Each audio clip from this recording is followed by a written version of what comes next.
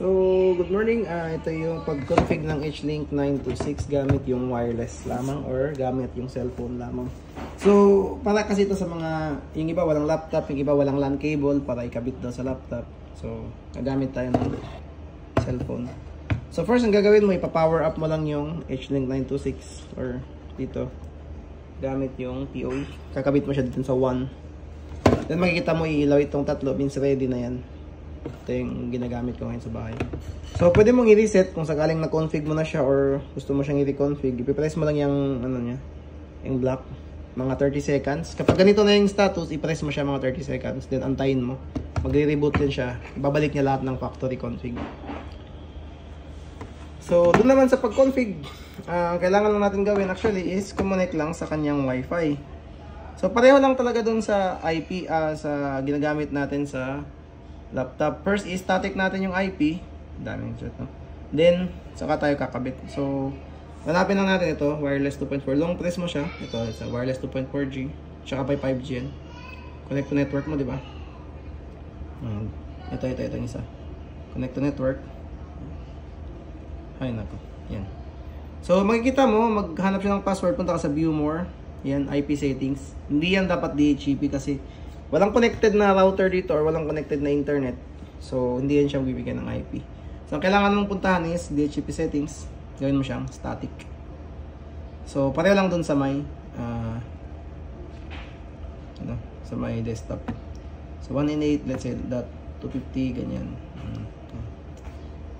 192.168, 192.250. Yan.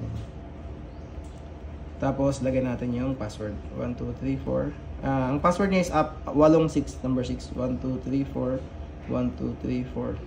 Yan. Okay. And then connect. So, pag nangyari yan, mag-i-start na siyang mag-connect sa ating... Kailangan mong lagyan ng static IP kasi walang nagbibigay IP sa kanya. So, internet may not be available. Always connect lang kasi wala man talagang internet na connected. Ang kailangan lang natin is mapasok yung AP. So, yan. Lalabas siya ganun. So, again, same lang talaga yan pati dun sa laptop. So, open ka ng Chrome. Then, maganda ng 192.168.188.253. 253. Yan. Then, go. Yan, nalabas na yung H-Link logo.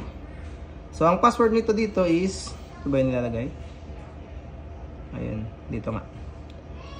So, yung cellphone ko kasi. Admin. Weird. So, erase ko muna lahat. Then, admin. A-D-M-I-N. Then, login. Yeah, makakapasok na kayo dun sa portal. So, ganun din yung pagko-config, pupunta lang kayo sa wizard. Huwag nyo nang anuhin muna yung iba dito. Kasi, I think andito naman lahat sa wizard. So, click yung wizard. Okay. Naka-desktop view pala ito, no? So, AP mode tayo. AP mode. So, yung IP, huwag kayong mag-get from AC. Ang meaning kasi ng get from AC, kukuha siya doon sa may saan yung source access controller, no? Or source ng internet nyo, which is your PLDT or Starlink or ano ba yan. So, i-click nyo yan, gawin yung static IP. So, sa static IP naman, pag nalagay ka ng static IP dito sa may AP, depende yun sa klase ng piso Wi-Fi na ginagamit nyo. Kapag MikroTik, ganito yung ginalagay ko kapag MikroTik type 10.0.0, let's say 0.9, ganyan. Tapos ang gateway, ang subnet niya, ang IP niya is 10.0.0.9, ang subnet niya 255.255.255.0. Tapos ang gateway niya 10.0.0.1. Okay.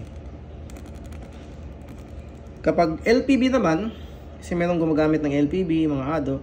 Kapag LPB, ganito yung ilalagay nyo sa static IP. LPB or PSOFI 31.5. By the way, yung last number hindi fix yan, ha. So, 5, 6, 7, 8, 9 pwede nyo gamitin dyan. Okay. So, ang LPB, ang subnet ng LPB at saka PSOFI is 224.0. Bale, 255.255.224.0. Ito yung sa LPB.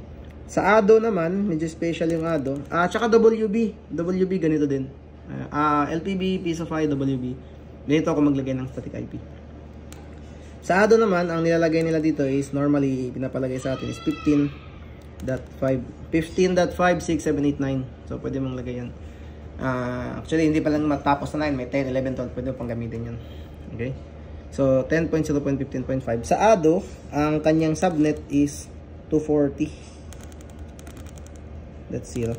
This is very important, yung static IP, kasi kung sakaling nag-run na yung piso wifi mo, tapos gusto mong mag-settings sa AP, yung ang IP na diba, maghuhulog ka lang sa piso wifi, makaka-connect ka man sa internet, di ba? Ita-type mo lang yung IP na to, yung IP address, makakapasok ka ulit sa AP, kasi static siya eh. Yun yung parating address niya. So, since MikroTik tayo, ang gagamitin ko ngayon, so 0.0, let's say 0.9, ilalagay ko. Tapos, ang IP, ilalagay ko siya 255, 255, 255.0. Okay. And then, next ko siya. IP length, sorry, maliing paglagay ko dalawang dot. Dapat 10.0.0.9. Sobra yung point ko. 0.0. Oh, doon naman, double naman. 0.9. So, yan. So, next. Papalitan natin ngayon yung pangalan ng SSID. So, ilagay lang natin siya as Piso Wi-Fi. Kayo nang bahala kung anong ilalagay nyo dyan. So, sa akin, Piso Wi-Fi lang. So, kayo kung ano yung gusto nyo pangalan.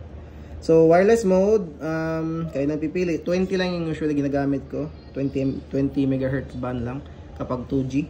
Sa 2G kasi ito, di ba? Tapos yung encrypt, gawin nyo lang siyang NaN kapag Piso Wi-Fi. NaN. Ibig sabihin walang password kasi sa Piso Wi-Fi na yung bahala doon. Then, papangalanan naman sa'yo yung 5G. So, wait lang. Lagyan mo lang dito Piso Wi-Fi. Wait, bibidyo ko. Then, wireless mode. Okay na yan, 80. Para pinakamalakas. Then, NaN. Then, next. Tapos na. Yan lang. So, antayin nyo lang matapos yung loading na yan kasi nag-configure yan siya. Then, tapos na pwede nyo lang gamitin as AP.